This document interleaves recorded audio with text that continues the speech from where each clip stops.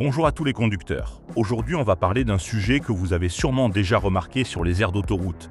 Ces camions qui restent à l'arrêt avec le moteur qui tourne pendant des heures. Et vous allez découvrir pourquoi c'est bien plus important qu'on ne le pense. Restez jusqu'à la fin, car je vais vous révéler un secret que peu de gens connaissent sur la mécanique de ces mastodontes. Imaginez la scène. Vous êtes sur une aire de repos en plein hiver. Il fait moins 15 degrés dehors. Vous voyez plusieurs poids lourds garés avec le moteur qui ronronne tranquillement. Un petit nuage de fumée sort du pot d'échappement. Et vous vous demandez pourquoi le chauffeur gaspille du carburant comme ça? En réalité, ce n'est pas du gaspillage du tout, c'est une question de survie pour ces conducteurs qui passent des semaines entières sur la route sans rentrer chez eux.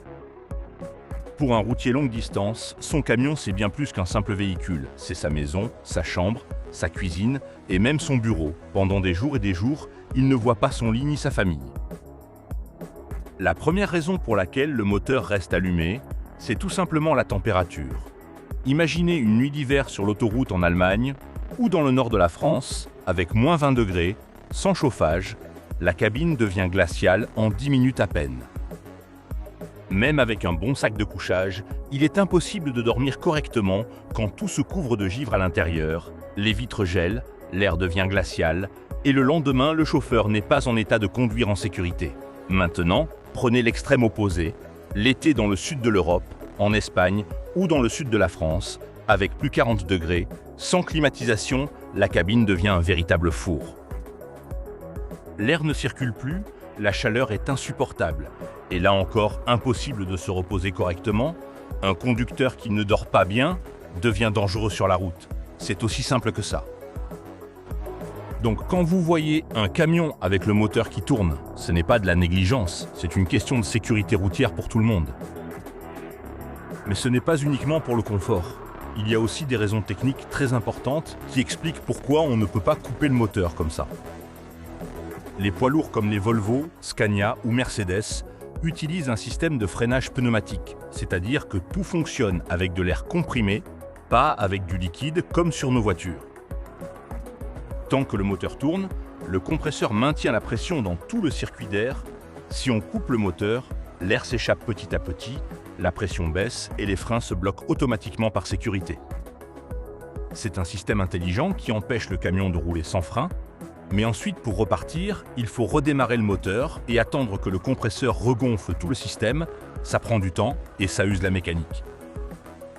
C'est pour ça que beaucoup de chauffeurs préfèrent laisser tourner, surtout en hiver, pour garder la pression dans le circuit et éviter des démarrages à répétition qui fatiguent le moteur.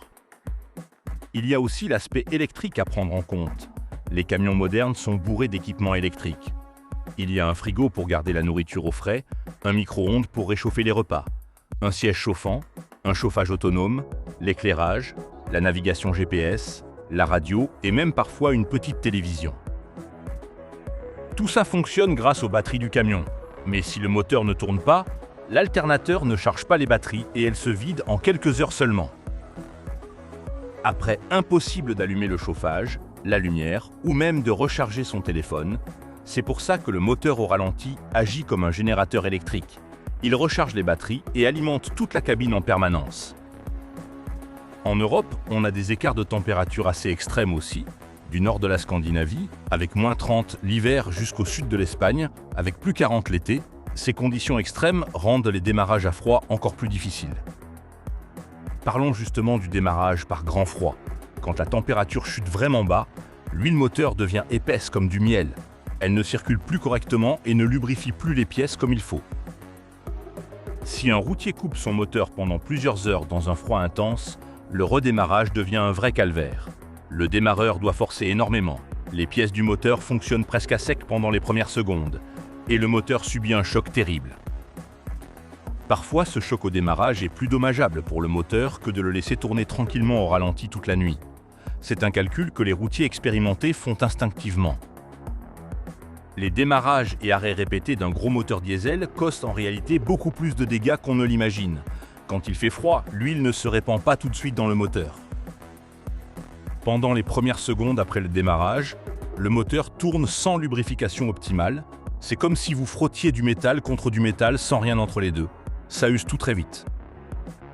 Le turbo souffre aussi énormément. surtout si le conducteur coupe le moteur juste après un trajet difficile en montagne ou avec une lourde charge. C'est pour ça que les professionnels laissent toujours le moteur tourner 2 à 3 minutes après l'arrivée. Cette petite pause permet au turbo de refroidir progressivement pendant que l'huile continue de circuler. Cette règle toute simple évite des milliers d'euros de réparation et prolonge la vie du moteur.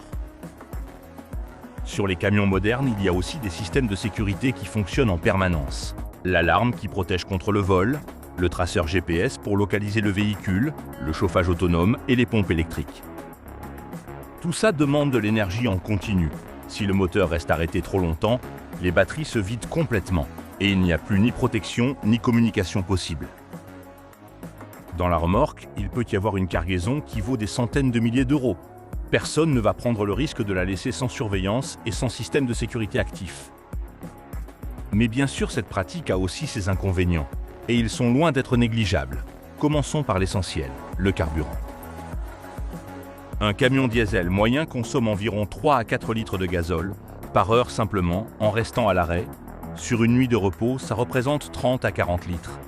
Et sur un mois, c'est presque une demi-tonne de carburant.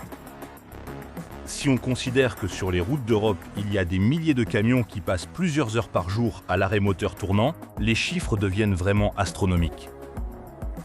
Pour les entreprises de transport, cette surconsommation se transforme en millions d'euros de dépenses supplémentaires. C'est pour ça qu'elles comptent chaque minute de ralenti. Pas par avarice, mais parce que c'est une perte financière bien réelle. Le deuxième inconvénient, et de loin le plus sérieux pour la mécanique, c'est l'encrassement interne du moteur. Quand le moteur tourne au ralenti sans charge, le carburant ne brûle pas complètement. Le diesel n'atteint pas sa température optimale de combustion, et au lieu d'un échappement propre, de la suie noire commence à se former partout. Elle se dépose sur les soupapes, dans les pistons, dans le turbo, et surtout dans le filtre à particules. Avec le temps, le moteur se met à fumer noir, la puissance diminue, et la consommation de carburant augmente encore plus. Le nettoyage de ces systèmes coûte très cher. Et parfois, il faut carrément remplacer le filtre à particules. Ça représente plusieurs milliers d'euros. L'huile moteur souffre aussi énormément du fonctionnement prolongé au ralenti. Une partie du carburant qui ne brûle pas complètement passe à travers les pistons et se mélange à l'huile dans le carter. L'huile perd alors sa viscosité, elle devient trop liquide et trop fluide. Et une huile trop liquide ne protège plus correctement les pièces du moteur. Ça entraîne une usure accélérée des pistons, des paliers et des cylindres. Le turbocompresseur est l'un des éléments les plus fragiles du moteur. Quand le moteur tourne sans charge, le flux de gaz d'échappement est très faible et le refroidissement du turbo est insuffisant. L'huile ne circule pas assez vite autour des roulements, ce qui entraîne la formation de dépôts sur l'arbre du turbo. Après quelques mois d'utilisation comme ça, le turbo commence à siffler bizarrement, il perd de la puissance, puis finit par se bloquer complètement. Un turbo neuf coûte presque l'équivalent d'un demi-salaire mensuel de routier. C'est une dépense énorme qu'on peut éviter avec quelques bonnes pratiques. Il y a aussi le système électrique qui souffre. Au ralenti, l'alternateur tourne lentement et produit moins d'électricité, alors que tous les équipements continuent de consommer normalement. L'éclairage, le chauffage, le frigo, la navigation, le chauffage auxiliaire, le dégivrage des rétroviseurs, tout ça en même temps, ça fait une grosse charge électrique. À cause de ça, l'alternateur chauffe trop, les batteries ne se rechargent jamais complètement, et au bout de quelques années, il faut tout remplacer, encore des dépenses qui s'accumulent. À tout ça s'ajoute le facteur écologique qui devient de plus en plus important. Le fonctionnement au ralenti est une source directe de pollution de l'air sans aucun bénéfice de transport. Un seul camion à l'arrêt pendant 1 heure rejette environ 4 kg de CO2 dans l'atmosphère, sans compter la suie et les hydrocarbures imbrûlés. Dans les grandes villes comme Paris, Lyon ou Bruxelles, ça devient un problème de santé publique. En Europe de l'Ouest, les longues périodes de ralenti sont déjà sanctionnées par des amendes dans certains pays. Et cette réglementation va probablement se généraliser partout dans les années à venir.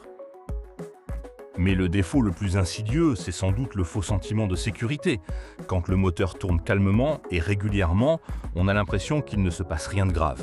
Pourtant, à l'intérieur, tout s'use lentement, mais sûrement, l'huile perd ses propriétés, la compression baisse, les soupapes se couvrent de dépôts noirs et le système d'échappement s'étouffe progressivement. Après quelques années d'utilisation comme ça, le camion perd beaucoup de puissance. Il commence à fumer à chaque accélération. et il nécessite une révision complète du moteur qui coûte une fortune. Il ne faut pas non plus oublier la sécurité incendie, qui est un risque réel. Si le moteur fonctionne sans surveillance pendant des heures, surtout sur un camion ancien avec des durites usées ou des petites fuites de carburant, une simple étincelle peut suffire. Une fuite d'huile sur une pièce chaude, un câble électrique endommagé, et c'est le feu qui se déclare sous le capot.